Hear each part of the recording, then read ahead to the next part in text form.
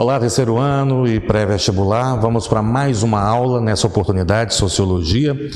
Nós, ainda quando estávamos ambientados na normalidade, começamos com o início da Sociologia a partir do Comte, passamos por Durkheim, passamos por Marx e hoje vamos finalizar essa tríade. Quando eu falo tríade, porque os mais importantes são Durkheim, Marx e Weber. A gente falou de Comte só para enumerar o início da sociologia, aquele primeiro filósofo que vai tratar a filosofia social que se torna sociologia. Mas a tríade da sociologia é Durkheim, Marx e Weber. Então, a gente termina essa tríade com o filósofo alemão Max Weber, né? Também conhecido como Karl Emil Maximilian Weber, que é o nome dele completo, mas nas suas obras ele escrevia como Max Weber. Nasceu em 1864, morreu em 1920, foi um intelectual alemão, jurista, economista, considerado um dos três fundadores, um dos quatro fundadores aí da sociologia. Quando a gente fala ali em jurista, ele era advogado, inclusive foi o Max Weber, o advogado da Alemanha, no Tratado de Versalhes, tá? E ele representou os alemães naquele tratado pós Primeira Guerra Mundial, e Max Weber morreu vítima de gripe espanhola, tá? Em tempos de pandemia, esse grande filósofo, esse grande intelectual alemão foi vítima de uma pandemia, ele morreu naquela época de gripe espanhola. Passemos então para sociologia compreensiva. O que é a sociologia compreensiva de Max Weber? O indivíduo é o elemento fundamental na aplicação da realidade social. Quando a gente fala nesse aspecto da compreensão, há um contraponto aí com o Durkheim, dentro do fato social. O Durkheim apresentava um todo, e dentro desse todo, o fato social estaria presente para todas as pessoas e teriam aquelas características todas. E o Durkheim apresentava soluções, né? Ou seja, tratamento. O Weber não, o Weber aponta que toda relação social se dá a partir do indivíduo. E ele não apresenta soluções, ele apresenta uma compreensão dessa ação do indivíduo. Então, por isso ela é chamada de sociologia compreensiva, e não uma filosofia, uma sociologia em que você apresente soluções. Você compreende a ação individual, daí ser sociologia compreensiva. O indivíduo é o elemento fundamental na aplicação da realidade social. Então, existem os fatos, mas os fatos sociais estão solidificados, baseados na ação social. E o que é essa ação social? É a ação executada pelos indivíduos, pelas pessoas, obviamente. E ela é uma ação que dá sentido à existência social. A ação social, seja ela qual for, e para ser ação social, ela tem que ter uma intencionalidade, ela tem que partir do ponto de vista racional. Ou seja, a ação social, segundo Weber, é uma ação que, quanto ao seu sentido visado pelo agente ou pelos agentes, se refere ao comportamento de outros, orientando-se por este em seu curso. Vou dar um exemplo simples, né? A gente está num período de pandemia, como a gente já até falou da morte do Weber, e agora virou não somente moda, mas uma obrigatoriedade, até porque existem decretos, para que se utilizem máscaras. Digamos que eu tenha saído da minha casa hoje pela manhã e esqueci de colocar a máscara. E eu percebo que as pessoas me olham diferente. E imediatamente eu pego a máscara que está na minha mochila e coloco essa máscara. Eu fiz uma ação individual que dá sentido a uma existência social, porque eu me preocupei com o que os outros estariam pensando de mim sem máscara.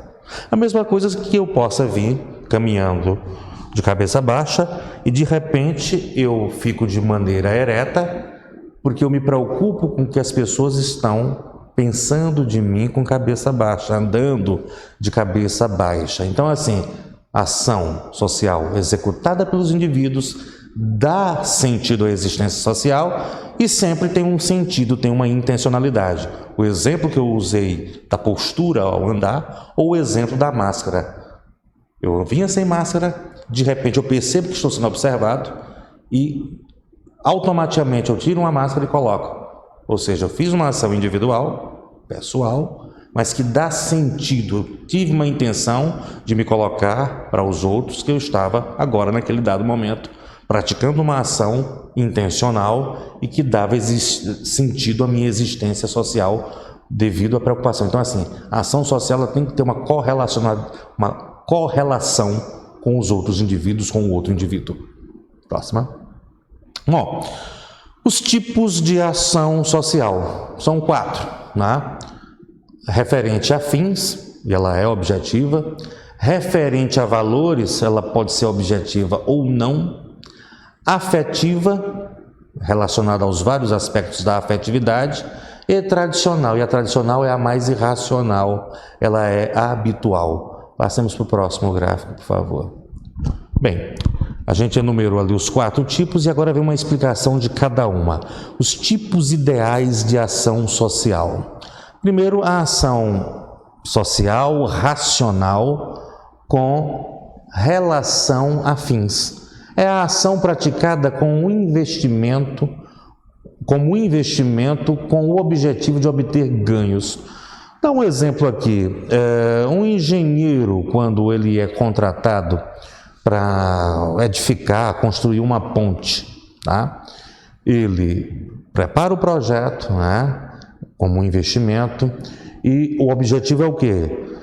Fazer a obra ligando um ponto ao outro, né? Ganhar o reconhecimento das pessoas pela obra que foi executada, que foi feita naquele dado momento, que vai ter uma serventia para um sem número de pessoas. Então, ela é uma ação racional, ação social racional com relação a fins, ou seja, a ação praticada como investimento com o objetivo de obter ganhos.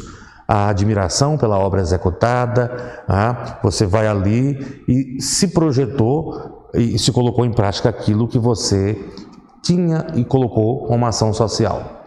Ação racional com relação a valores, questão de ordem, de valor, orientando-se pelos valores familiares ou pelo modo como incorporamos a nossa hierarquia de valores.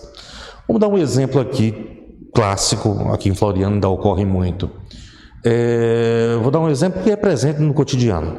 Digamos que alguma pessoa ou algum grupo de pessoas de denominação religiosa bata a sua porta. E você pode abrir ou não, A intenção daquelas pessoas, ela quer te converter? Não, essencialmente não. Mas ela leva a palavra, o evangelho, porque ela tem uma relação aos valores dela como cristão. Não há uma finalidade prática. Se você se converter, ótimo, mas se não se converter, tanto faz. Mas ela faz aquilo ali, sai da sua casa, pega a sua Bíblia, pega seu livrinho lá, seja ele Testemunha de Jeová ou de outra denominação, ele vai à sua porta porque ele tem uma relação de valor com a realidade cristã dele, com a realidade religiosa. Então, assim, ela tem uma racionalidade, mas não tem uma finalidade.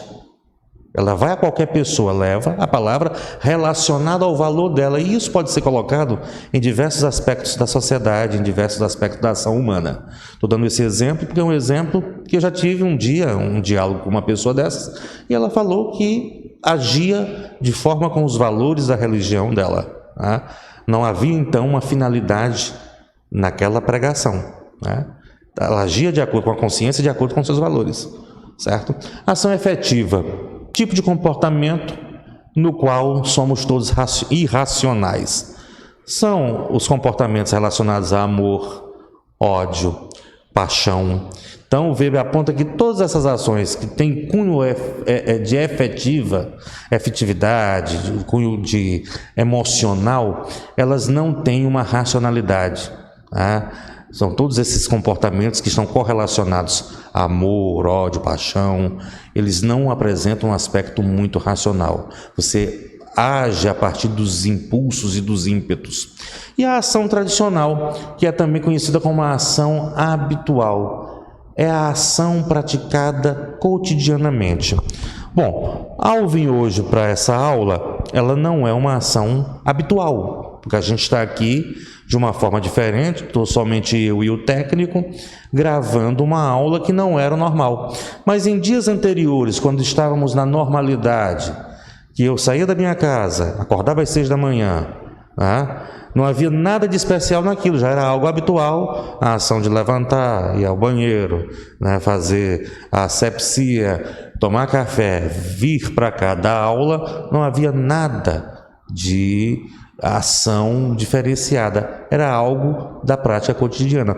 Até que uma aula poderia ser diferente em relação ao outro, mas para mim seria algo já colocado na minha vida como cotidiana. Então essas são as ações tradicionais, a ação social tradicional. É aquela que é praticada diuturnamente, que para você, como autor da ação, ela não representa nada de diferenciado, como nas outras ações que nós enumeramos anteriormente. Então, pessoal, essa aula foi apenas uma introdução ao aspecto sociológico do Max Weber. Iniciamos com a ação social, e aí a gente já tem o aspecto daquilo que representa a ação social. A gente vai abordar nas próximas aulas, ou na próxima aula, acredito que dá para fazer numa outra, a relação de Max Weber com o capitalismo, que se diferencia da de Karl Marx. Ele aponta ali até uma conexão com a moral protestante e o capitalismo. A análise do Weber com as relações de poder, e daí o tipo ideal de dominação tradicional, racional, carismático, como a gente vai abordar na próxima aula. Então, dentro em breve a gente deve estar gravando novamente e a gente vai concluir esse assunto que é Weber. A gente conversou por ação social, parte agora para os aspectos da ação social configurados dentro da noção de capitalismo colocada por Weber, e vamos falar de dominação e poder. Então, até a próxima.